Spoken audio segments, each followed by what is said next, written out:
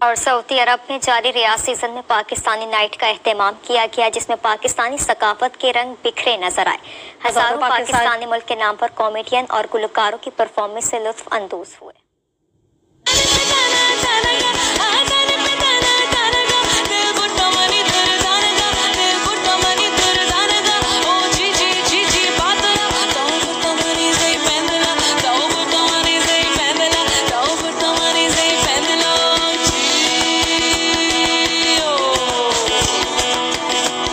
Saudi अरब के रियाज season में पाकिस्तानी सकाफत के रंग। हजारों पाकिस्तानी पाकिस्तान के नामवर कॉमेडियंस और गुलकारों की परफॉर्मेंस से लुत्फानंदोज हुए। पाकिस्तान नाइट में एक मुल्क के इलाकाई रंग नुमाया रहे, जहां लोक और पॉप गुलकारों ने भरपूर अंदाज से परफॉर्म किया।